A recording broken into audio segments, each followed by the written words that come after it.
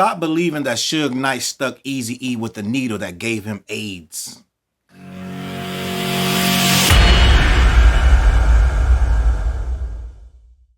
What up, world? Your boy Charles Brown back again, talking facts. Hit the like button, hit the subscribe, hit that notification bell. Okay, man, you know what it is. We do touchy subjects here on Talking Facts. And some of the stuff is so touchy that we have to tread lightly. And what I'm going to do is tread lightly, but I'm still going to give you the facts the way I see them. And one of the biggest questions in hip-hop history, one of the most talked about past incidents, Eazy-E getting AIDS and dying, HIV, and it being from Suge Knight, the notorious, nefarious Suge Knight, the hip-hop boogeyman, over a debt of him trying to get contracts from Eazy-E for Dr. Dre and the D.o.c. and Miss L.A., right?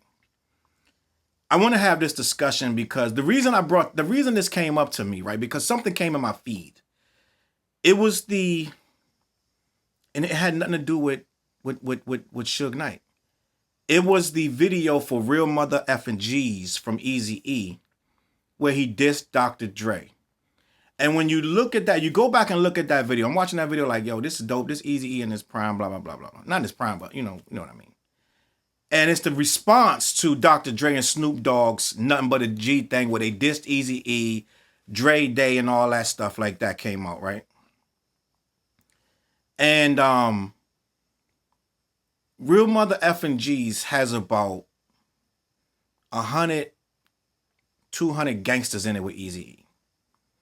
And Eazy-E clearly got mad love in the city of Compton and in the hood, right? And I am not from there. I'm not even going to pretend to be from there, but I'm a hip-hop fan.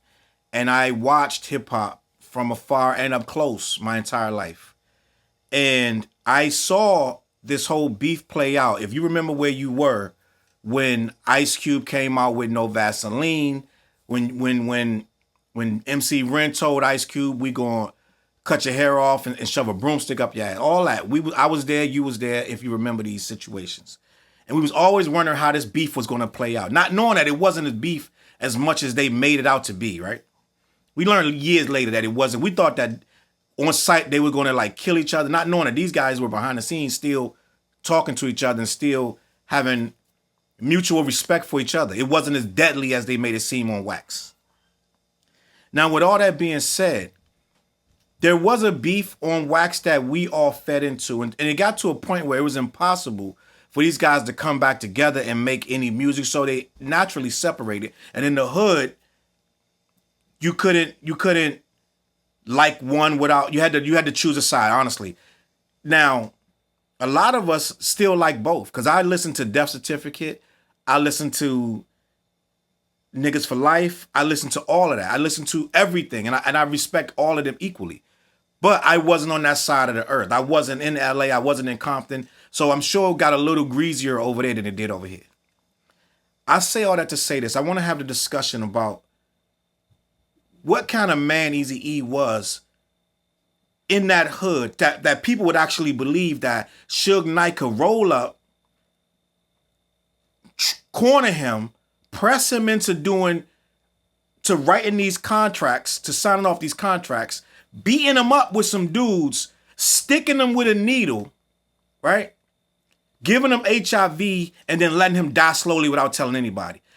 It has to make sense. And what I want to say is this. I'm a huge fan of Eazy-E, and I never, ever, ever once saw Eazy-E to come off as if he was in some kind of way, some kind of punk, right? This whole story that Suge Knight had Dre call Eazy-E to the studio, or no, it was a hotel room, right? And when he got there, it wasn't Dr. Dre wasn't there, but it was these goons that was coming out from everywhere with guns and blah, blah, blah. And Suge Knight threatened Eazy-E, threatened with his mother's address. Your mother's in danger if you don't sign over this. And Eazy-E allegedly signed. He signed a name, but it wasn't the real name. So Eazy-E ended up contesting the contracts that he signed over, saying that's not even my real name. I was forced under duress to sign this paperwork, And therefore, Eazy-E won that case, right? And Eazy, Dr. Dre ended up not getting off of Eazy's label and had to pay Eazy-E until God knows how many. He probably still owe Eazy whatever you owe him. But it was reported, and in the Compton movie, they show Eazy-E get beat up by Suge Knight. They show it in the movie, right? But if you pay attention and you go back years ago, you hear Keefe D, you hear Mob James both say there's no way Eazy-E got beat up. Because first of all, Mob James claims to be in the room with 3 other guys. He was in the initial team. And Mob James said it wasn't even Eazy-E in the room. It was Jerry Heller that Suge Knight pressed and made sign the contract. So, okay, so we're gonna take that with a grain of salt, but he was there. He was rolling with Suge Knight, so he said it wasn't Eazy-E. Now, Keefe D tells a story that it was Eazy-E, but Eazy-E was never touched, never anything, because what would have happened was Eazy-E was very heavily Crip. He was very heavily respected by those hoods in his neighborhood, and there is no way that Suge Knight, who was claiming MOB, would have been able to do all these things to Eazy and then get away with it like it was. And not only that, I brought up the real Compton G's because if you look at the video, these G's, these are real G's. These dudes are legit smoking G's. Like, they're not messing around, right?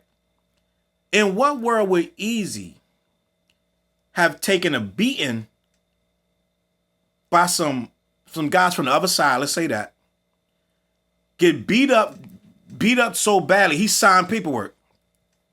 That would imply that he was somehow you could just rough him up and he would do what you ask, right? But let's just move past that. Let's just say it's you. Would you get beat up and then a guy pull out a syringe? Because he can't be unconscious if he signed the contract. So he had to be conscious, and the guy take the syringe and stick him with it. Now, you know if you get stuck with something, somebody punching you, whatever. So if I got stuck, beat up, forced to sign contracts, and I'm alive, why would I not wage all kind of war on this guy? We would have took that to the streets. He wouldn't even have had to do nothing. He just could have told one person. No one in the history of this situation ever said that Eazy said this. Ask yourself, why would Eazy never tell no one this? Right there, that part right there, that Eazy never told anybody. If you're a boss, you're going to send massive amount of pressure. Because that, first of all, they just made you sign away millions of dollars. You ain't going to court about that. Yeah, you're going to go to court about it and get your money back, but that dude going to pay because now everything you stand for out here in this hood, because they telling the story that they beat you up and made you sign your paperwork. So everything about this story is making you mad soft in these streets. I'm just going to be honest with you. And I know this is a tough subject, but what I'm saying is I don't believe Eazy had any of this happen to him. I don't believe he was stuck with a hypodermic needle. I don't believe they beat him up, jumped him, did anything to him. I believe the story that that Mob James said that Eazy wasn't even there. Let's just say Eazy was there. And they did press him, right? Let's just say they pressed him. The smart thing to do, I'm going to sign a fake name on the contract. Now, the story is that these guys had guns. Why would you beat them up if you have guns? It has to make sense, right? Like, if all of y'all got guns, and Mob James said he only had a 22 on him. It wasn't all these guns like the story went all crazy, like they had all these guns and did all this stuff. He said he closed the door and let Suge Knight go in and talk to Jerry Heller by himself. He don't even know what they said. So there was no whole mob of dudes with guns. So it got to make sense. So this is my point about this. This is hip-hop folklore. And it goes around in circles. When you got this Suge Knight interview where he's like, oh, that Eazy-E thing, you stick him with a hypodermic needle, da-da-da. Let's be honest. How much stuff do we believe of Suge Knight? Let's just start there. How trustworthy is Suge Knight's word when it comes to relations of Eazy-E and Dr. Dre and this and that, right? And I'm not saying we don't believe nothing Suge say, but he never said that he stuck Eazy-E with anything. A lot of people are saying that, oh, Suge, I see him. If you go on YouTube right now, Suge Knight admits to killing Eazy-E. It's all of them say that. He didn't admit to anything.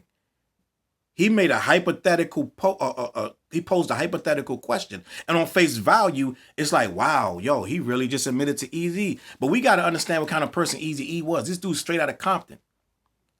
Right? This dude is a well-respected, well-loved gang banger. Like, he was like a drug dealer, right? Why in the world would this be allowed to happen? And let's just say he didn't want to tell nobody. And Jerry Heller claims, oh, I talked Eazy-E out of killing Suge Knight. Maybe you did, but not for the reasons you think. So he might have just wanted to kill him because he was in his hair, right? And maybe Jerry Heller did talk him out of killing him. But I guarantee you, had he beat him up and stuck him with a needle, it wouldn't been nothing Jerry Heller would have been able to say. It would have been all out war in them streets. Let's just start there. So the simple fact of the matter, I'm just saying on my personal belief, me looking at the role that Eazy-E played in this hip hop thing and in these streets, I don't see it at all that Suge Knight could roll up on him, catch him somewhere, and beat him down, stick him with a needle, and he would never say nothing and never do nothing about it, and let him live. Then he dies. He dies. So if I'm on my deathbed and I know for a fact this dude is the one that put me there, I'm still not going to say nothing? Make it make sense. And then if I told any of these guys, why haven't nothing happened after that? So what I'm saying is, if I'm a boss that's running these streets like Eazy was and I made all this money, you got to be a boss to make the money that he made to put up he put up $250,000 to start Ruthless Records, which means he made that on the street. He put up $250,000 to start Ruthless Records out of his own pocket. You don't make that kind of money being no sucker out here. So the simple fact of the matter, I believe, let me just say this, I believe Eazy-E respect level was way too high, because even the dudes that would have beat him up would have told somebody to beat him up. So it would have been word on the street that Eazy got beat up and this dude stuck a needle in him. And then you got to think, who's carrying around, where you get the AIDS needle from? Who's carrying around an AIDS needle? Who's doing that? Right? And you're going to say, somebody did this once upon a time, I'm sure. But how many times are you walking around with an AIDS needle on you to stick somebody with? And you know how careful you got to be with that? If a dude wrestling and tuffling and you really taking a chance with this AIDS needle to stick somebody? It has to make sense to me. So what I'm saying is this. End of the day, until somebody has some irrefutable evidence, I believe that story of Suge Knight sticking this guy with an AIDS needle, and there's no retaliation from Eazy, who lived after that, right? He lived quite some time after that. And he never, ever went after Suge in any kind of way. He never sent goons. He could have just told one person. It would have been like, it's on and popping. They beat up Eazy, let's go. Why would he keep that quiet? It makes no sense. I'm going to tell you why. I believe it never happened. That's why. And I believe that he was never stuck by Suge Knight. Now, how he caught AIDS, or if he ever had AIDS, that's a whole different subject. Some people believe he never had it. They always say he had like bronchitis and all this different other stuff like that. That's a different story that I'm not going to really touch. You know what I'm saying? They say, why didn't his kids and his wife? Well, they have something. If you're, I forgot what it's called, but your viral projections, I'm saying it wrong. But if they are low, you won't transmit it to your partner. It's something that it's real. So it could be that he caught it and didn't transmit it to his partner, right? But I'm not going to even touch that because that's way too touchy. I have no idea what happened to Eazy. But what I do feel like is Suge Knight never beat Eazy up. He never touched Eazy-E. And the simple fact of the matter is, had he touched him, we would have a whole lot of different stories that happen in response to that. It's just my opinion. Now, if you know something different and you want to put in the comments, go ahead and put in the comments. But I want to actually just say, I want to put this to bed, that Suge Knight is the secret demon that did all this wicked stuff and is the reason that Eazy-E didn't survive out of the 90s. I just refuse to believe that. I'm sorry to tell you. I don't believe that Suge Knight did anything to Eazy-E. I don't think Eazy-E would have allowed that. And I think Eazy-E is way too real to let Suge Knight punk him like that and not do nothing about it. But you let me know what you think in the comments. CLBMG. Make sure you hit the like button, hit the subscribe. Let me know what you think in the comments. If you don't believe me, say it. Tell me in the comments how you feel. I have no problem with responding to you. I'm going to catch y'all on that flip side. Peace. CLB.